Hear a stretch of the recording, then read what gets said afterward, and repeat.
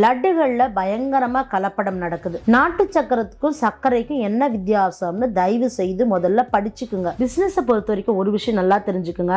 நாம் எதை வேணா பண்ணலாம், யார்கிட்ட வேணா வித்துடலாம் அப்படிங்கிறது ஒரு கான்செப்ட். அது ரொம்ப கஷ்டம். ஏன்னா மக்கள் இன்னைக்கு தேடி தேடி ஒவ்வொரு விஷயத்தையும் பார்க்குறாங்க. மில்லட் பிஸ்னஸ்ன்றது ஒரு பெரிய கடல். மில்லட்டை வச்சு 20 இல்லை 30 இல்லை 100 வகையான லட்டுகள் செய்ய முடியும். முஸ்லி மட்டும் எடுத்து மில்லட்டில் ஒரு பிஸ்னஸாக பண்ண முடியும். மில்லட்டை பொறுத்த வரைக்கும் வெல்லம் போட்டால் மட்டும்தான் அது சத்து கொடுக்கும். இந்த மில்லட் பிஸ்னஸில் நிறைய பண்ணலாம். அதில் முக்கியமாக ஒரு பிஸ்னஸ் சொல்கிறேன். அது மில்லட் வத்தல்கள். நல்ல டிமாண்டு இதுக்கு இருக்குது. நான் மில்லட்டில் அருமையாக பண்ண முடியும். கேக்கு, மஃபின்ஸ் எல்லாமே நம்ம வகுப்பில் சொல்லித்தரோம். சரியான லாபங்கள் எடுக்க முடியும்.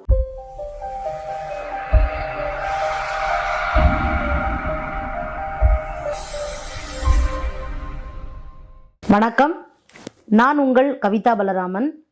இன்னைக்கு வீடியோவில் நம்ம என்ன பார்க்க போகிறோன்னு பார்த்தீங்கன்னா, எல்லாருக்கும் பிடித்தது, எல்லாரும் தெரிஞ்சுக்கணும்னு ஆசைப்படுறது, அல்லது இந்த தொழிலாக எடுத்து செய்யும்போது ரொம்ப சிறப்பாக வர முடியும் அப்படின்னு நினைக்கக்கூடிய ஒரு அற்புதமான தொழில் தான் சிறுதானியங்கள் மதிப்பு கூட்டல் தொழில்.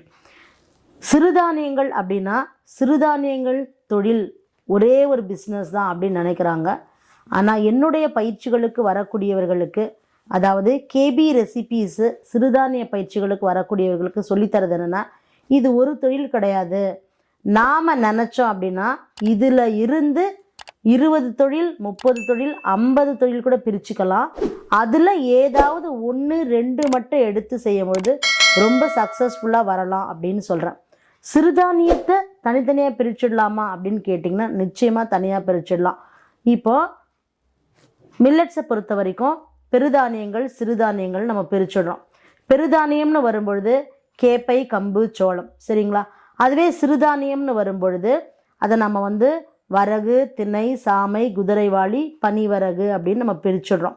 ஸோ இந்த பெருதானியமும் சிறுதானியமும் பார்க்கும் பொழுது இதை மட்டும் வைத்து நாம் வெறும் அவல்கள், பொரிகள், அவல்கள் பொரிகளில் மட்டும் மதிப்பு கூட்டு செய்யக்கூடிய முஸ்லீஸ் ரொம்ப ஃபேமஸ். இன்றைக்கி பெரிய பெரிய எம்என்சி கம்பெனி எல்லாமே முஸ்லி அப்படின்னு சொல்லிட்டு விற்பனை பண்ணுறாங்க. அதோட ஒன்று காய்ந்த பழங்கள், அதாவது ஃப்ரூட் அண்ட் நட்ஸு முஸ்லீஸு, ஹனி முஸ்லீஸு அப்படின்னு பல ரகங்கள் இருக்குது.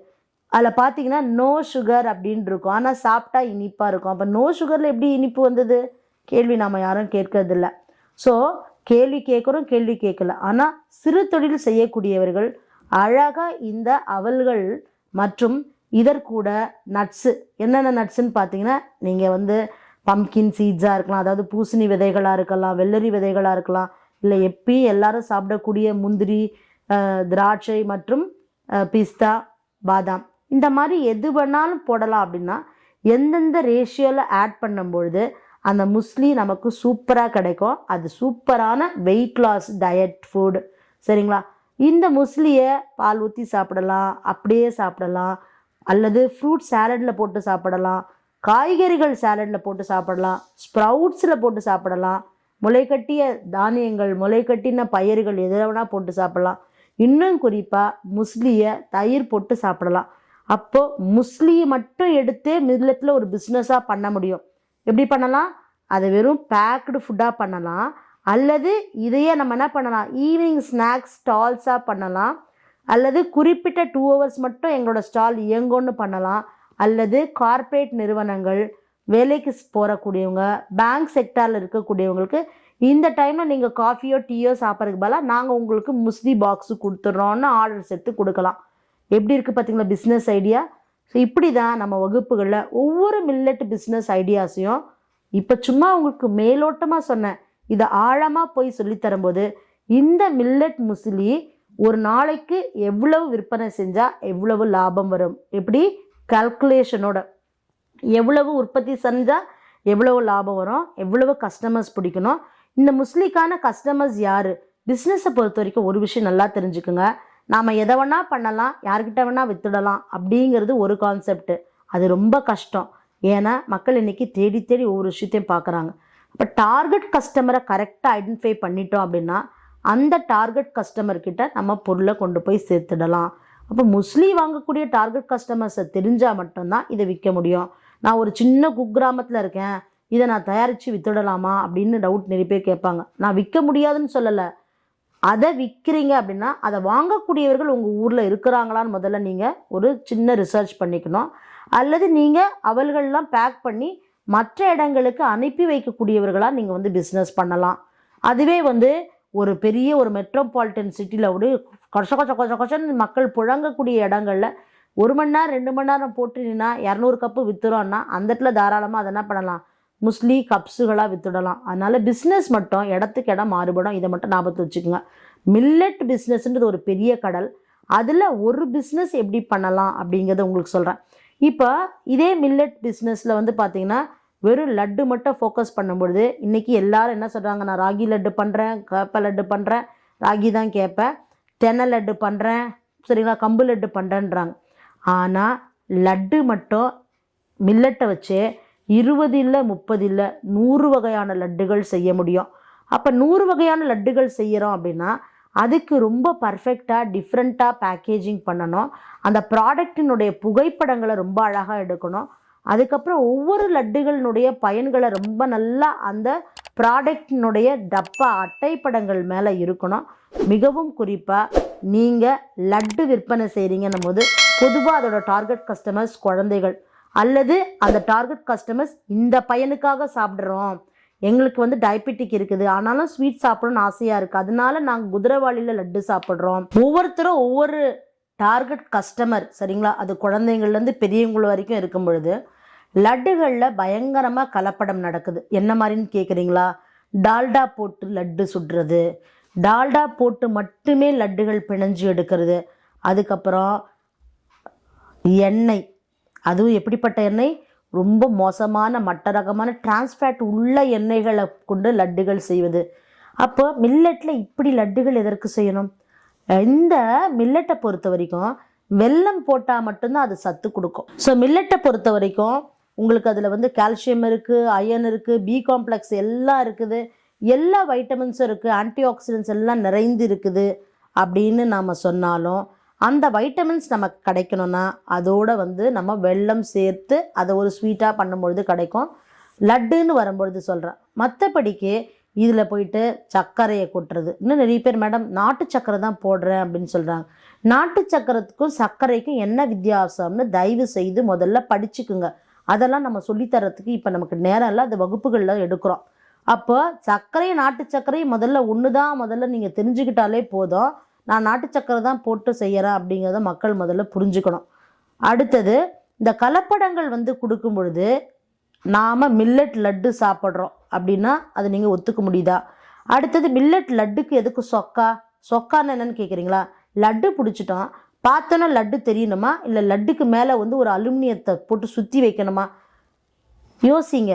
பொருளை வாங்குறவங்களும் யோசிங்க, பொருளை விற்பனை செய்கிறவங்களும் யோசிங்க. அப்போ அதில் இருக்கக்கூடிய துகள்கள் சாப்பிட்றவங்களுக்கு போகவே போகாதா? சரியான தரமான அந்த அலுமினியம் ஃபாயில்கள் தான் வாங்குறாங்களா? இப்படி லட்டு பிஸ்னஸ் பண்ணலாம், 100 வகையான லட்டு பண்ணலான்னா எப்படி தரமாக பண்ணலாம், கொண்டு போகலாம் அப்படின்னு நினைக்கும் பொழுதும் சரி, அதனுடைய பயன்கள் மக்களுக்கு போகணும் அப்படின்னா அதோட காஸ்ட் இன்க்ரீஸ் ஆனாலும் பரவாயில்ல, குவாலிட்டி தான் வேணுன்றவங்க உங்கள் கஸ்டமர். இல்லை நாக்குக்கு மட்டும் ருசியாக இருந்தால் பரவாயில்ல அப்படின்னு மக்களுக்கு தெரியல. அப்போ அதை பயன்படுத்திட்டு நிறைய ஆண்டர்ப்ரனர்ஸ் கொண்டு போய் கொடுக்குறாங்க. இது ரொம்ப ரொம்ப ஒரு தவறான அணுகுமுறை. எனக்கு ரொம்பவே வந்து இதை தொடர்ந்து சொல்லணும். நஞ்சில்லா உணவு, ஆரோக்கியமான ஒரு மில்லட்டை ஆரோக்கியம் இல்லாமல் கொடுக்கக்கூடாது அப்படிங்கிறத நம்ம வந்து சொல்கிறோம். இந்த மில்லட் பிஸ்னஸில் நிறைய பண்ணலாம். அதில் முக்கியமாக ஒரு பிஸ்னஸ் சொல்கிறேன், அது வந்து மில்லட் வத்தல்கள். நம்ம சாதாரணமாக எல்லாருமே அரிசி வச்சு நல்லா கூழ் போட்டு முறுக்கு வத்தல், ஜவ்வரிசி வத்தல், அரிசியும் ஜவ்வரிசியும் சேர்த்து வத்தல், அதில் வந்து கலர் கலராக வந்து பார்த்திங்கன்னா கேரட் வத்தல், பீட்ரூட் வத்தல் அப்படிலாம் பண்ணுறோம். அதே மாதிரி மில்லட்டை வைத்து நாம் ரொம்ப தினுசுகளாக 50 இல்லை 60 இல்லை 100 வகையான வத்தல்கள் பண்ணலாம். நல்ல டிமாண்டு இதுக்கு இருக்குது. ஏன்னா மில்லட்டில் எல்லாருக்குமே தெரியும் அதிகமான அளவு புரதச்சத்து இருக்குது, நல்ல ஃபைபர் நிறைய இருக்குது அப்படின்னு வரும்பொழுது இந்த மில்லட்டில் இருக்கக்கூடிய கார்போஹைட்ரேட்டோ நம்ம அதில் சேர்க்கக்கூடிய விஷயங்கள் பார்க்கும்போது வத்தல் அப்படிங்கிறது என்ன தெரியுங்களா, ஒரு ப்ரோபயோட்டிக் தான். ஸோ அப்போ அந்த வத்தலில் வந்து சில விஷயங்களை கரெக்டான அளவுகளை சேர்க்கும் பொழுது மில்லட் வத்தல் சூப்பராக விற்பனை பண்ணுது. அதாவது 10 ரூபாய்க்கு ஒரு வத்தல் சாதா வத்தல் விற்கிது அப்படின்னா மில்லட் வத்தல் 30 ரூபாய்க்கு கொடுக்க முடியுது. அப்போ லாபம் பாருங்கள் 2 மடங்கு கிடைக்குது. உழைப்பு என்னமோ ஒன்று தான். அடுத்தது இதில் இன்னொரு சக்ஸஸ் என்னன்னு பார்த்தீங்கன்னா, என்னென்ன டிசைன் வேணால் பண்ணலாம். நீங்கள் வந்து ஒரு கல்யாண வீட்டு ஆர்டர் எடுத்துகிட்டு அவங்களுடைய பேருக்கு ஏற்ற மாதிரி RS இந்த மாதிரி எல்லாம் வடிவங்கள் போட்டு விற்பனை பண்ணுறாங்க, கொடுக்குறாங்க, ஒரு மாடலாக பண்ணுறாங்க. அடுத்தது உங்களுக்கு வந்து குழந்தைங்களுக்கு வந்து சில சத்துக்கள் கொடுக்குன்னு நினைக்கிறீங்க, அவங்க சாப்பிடலையா, அதையே இதில் வந்து அரைத்து கொண்டு வந்து போடும் பொழுது வத்தல்களாக கிடைக்கிது. நம்ம என்ன நியூட்ரியன் வேல்யூ வேணால் இதில் கொண்டு போய் சேர்த்துக்கலாம். பூக்களாக சேர்த்துக்கலாம், காய்கறிகளாக சேர்த்துக்கலாம், அல்லது மூலிகைகளாக கொண்டு வந்து சேர்த்துக்கலாம், கீரைகளாக கொண்டு வந்து சேர்த்துக்கலாம். ஸோ ஒரு மில்லட்டை பேஸாக வச்சு அது வந்து வத்தலாக நம்ம வந்து பண்ண முடியும். இதை நீங்கள் இன்னும் டீட்டெயில்டாக வத்தல் மில்லட்டு வத்தல் மட்டும் அப்படின்னா அதுக்கெல்லாம் வகுப்புகள் இருக்குது, நீங்கள் வந்து காண்டாக்ட் பண்ணி தெரிஞ்சுக்கலாம். இது மட்டும் இல்லாமல் மில்லட்டை மட்டும் வச்சு நாம் 20-30 பிஸ்னஸ் பண்ண முடியும். இப்போ ப்ரீமிக்சஸ் அப்படின்னாலே அது எல்லாம் மில்லட்குள்ளே தான் வருது. ப்ரீமிக்சஸ் பிஸ்னஸ்ன்னு ஒரு பக்கம் வச்சுக்கிறோம். நான் என்ன சொல்கிறேன், மில்லட்டு மாவுகள் மட்டும் என்னால் நிறைய வேலை செய்ய முடியாது, எனக்கு கஷ்டம், எனக்கு கை குடைச்சல், ஆனால் ஒரு வருமானம் செய்யணும் அப்படின்னு நிறைய பெண்கள் சொல்கிறாங்க. அப்படின்னா சுட்டு எதுவும் பண்ண வேணாம், எண்ணெயை எதுவும் பண்ண வேணாம், லட்டு எதுவும் பிடிக்க வேணாம், அல்லது ஒரு மஃபின்ஸ் பண்ண வேணாம், ஒரு கேக்கு பண்ண வேணாம். மில்லட்டில் அருமையாக பண்ண முடியும். கேக்கு, மஃபின்ஸ் எல்லாமே நம்ம வகுப்பில் சொல்லித்தரோம். இது எதுவுமே பண்ண வேணாம். உங்களோட வேலை என்ன, மில்லட்டை 5-6 தடவை குறைஞ்சது நல்லா கழுவிடணும். கழுவிட்டு சில மில்லட் இன்னும் குப்பையாக இருக்கும், அப்போனா 6-7 முறை கூட நல்லா கழுவிடணும். கட்டாயமான முறையில் 8 மணி நேரம் ஊற வச்சிடணும். 8 மணி நேரம் மில்லட்டை ஊற வைக்கல அந்த மில்லட்டை சாப்பிடாதீங்க. 8 மணி நேரம் நல்லா ஊற வச்சுட்டு அதுக்கப்புறமா 2 தடவை 3 தடவை நல்லா அலசிட்டு வெயிலில் காய வச்சு எடுத்து மிஷினில் கொடுத்து மாவாக திரிச்சிட்டிங்கன்னா போதும். வெறும் மாவு மட்டும் விற்பனை பண்ணாலே போதும், அது ஒரு தனி பிஸ்னஸ்ஸு. ஏன்னா பலருக்கு இன்றைக்கி கழுவி காய வைக்க நேரம் இல்லை, காய வச்சதை அதுக்கப்புறம் அரைக்க நேரம் இல்லை, அரைச்சதை செய்ய நேரம் இல்லை. அதுவே வந்து 200 கிராம் ஒரு பாக்கெட்டு அப்படின்னு விற்கிறீங்கன்னா வாங்குவாங்க. உளுந்த மாவு மட்டும் அரைச்சிப்பாங்க, போட்டுருவாங்க, கொஞ்சோண்டு வெந்தயம் போட்டுப்பாங்க, உடனே தோசை இட்லி ரெடி ஆகிடுது. அப்போ மாவுகள் மட்டும் இருந்தால் போதும், அவங்களுக்கு வேண்டிய பலகாரங்கள் முறுக்கோ அதிரசமோ அவங்க சுட்டுக்குவாங்க, ஒரு சொயமாக போட்டுப்பாங்க, ஒரு பணியாரமாக சுட்டுப்பாங்க. ஆனால் என்ன தேவை அவர்களுக்கு, மாவு. எப்படிப்பட்ட மாவு, தரமான மாவு. ஏன் 8 மணி நேரம் ஊற வைக்க சொல்கிறோம் மில்லட் அப்படின்னா, மில்லட்டில் வந்து பார்த்திங்கன்னா பைட்டிக் ஆசிடும் ஆக்சலேட்டும் இருக்கும். இந்த பைட்டிக் ஆசிடும் ஆக்சலேட்டும் ரொம்ப மோசமானது. இதில் எவ்வளோ நன்னூட்ட சத்து இருக்குதுன்னு சொன்னோம், எல்லாமே நியூட்ரியன்ஸுன்னு சொன்னோமா, ஒரு பி காம்ப்ளெக்ஸு குடும்பமே இருக்குதுன்னு சொல்கிறோமா, இல்லை வந்து அயன் இருக்குது, கால்சியம் இருக்குதுன்னு எல்லாம் சொல்கிறோமா. ஆனால் எல்லாம் இருக்கும் பொழுது இந்த 2 வில்லனுங்க, யார், பைட்டிக் ஆசிட் ஆக்சலேட்டும் போய் உக்காந்துச்சுன்னா அவ்வளோ நல்லவங்களையும் கெடுத்துரும். அப்போ மற்றவங்களை கெடுக்காமல் இருக்கணும்னா முதல்ல என்ன பண்ணணும், வில்லனை கூட்டத்தை விட்டு வெளியே துரத்தணும். நம்ம ஒரு நல்ல ஒரு கூட்டம் இருக்குது, அந்த கூட்டத்தில் வந்து கலகம் மூட்டுற மாதிரி வந்து 2 நரி வருதுன்னா அந்த நரியை வந்து அந்த கதையில் படிப்போம் பார்த்தீங்களா, வெளியில் துரத்திட்டா தான் அந்த மாடுகள்லாம் சேஃப்கார்ட் ஆகும் அப்படின்னு சொல்லிட்டு நம்ம சின்ன வயசில் கதை. அதே போல் நம்மளுடைய மில்லட்டில் இருக்க நூட்டச்சத்துக்கள்லாம் நமக்கு கிடைக்கும்னா 8 மணி நேரம் ஊற வச்சு வில்லனாக இருக்கக்கூடிய 2 நரி, அது யார், பைட்டிக் ஆசிட் ஆக்சலேட்டும் வெளியில் துரத்திட்டோன்னா அதுக்கப்புறம் வேல்யூ ஆடுன்றது என்ன, மாவு வரைக்கும் அரைச்சி பேக்கெட் பண்ணாலே வேல்யூ ஆடு தான். சரியான லாபங்கள் எடுக்க முடியும். இப்படியாக மில்லட்டில் நம்ம வந்து 20க்கும் மேற்பட்ட பிஸ்னஸ் இல்லைங்க, 50 பிஸ்னஸ் வரைக்கும் பண்ணலாம். சொல்லுவது என்னென்னா, நம்ம ஸ்கில்லுன்னு ஒன்று இருக்குது. என்னால் இவ்வளோ தான் வேலை செய்ய முடியும், எனக்கு இவ்வளோ தான் ஸ்பீடு வரும், என் வீடு இவ்வளோ சைஸ் தான் இருக்குது, எனக்கு ஒரு ஆளுக்கு 2 ஆளுக்கு வேலை தர முடியும், இல்லை நான் தனியாக தான் வேலை செய்ய முடியும் அப்படின்லாம் சூழல் இருக்கும்போது அதற்கு ஏற்றாறு போல் உங்களுடைய மில்லட் பிஸ்னஸை நீங்கள் தேர்ந்தெடுத்து செய்யும்பொழுது ரொம்ப சக்ஸஸ்ஃபுல்லாக வரும். வகுப்பு வந்து பார்த்திங்கன்னா 3 நாட்களாக நடத்துகிறோம். அதில் வந்து ready to eat, ready to cook அப்படிலாம் சொல்லி வகைகள் பிரித்து நடத்துகிறோம். வகுப்புகளை நீங்கள் சேர்ந்து கொள்ளலாம். இல்லை மில்லட் பற்றி நீங்கள் தெரிஞ்சுக்கணும் அப்படின்னு நினச்சிங்கனாலும் கொடுக்கப்பட்ட நம்பருக்கு நீங்கள் கால் பண்ணலாம். நன்றிகள்.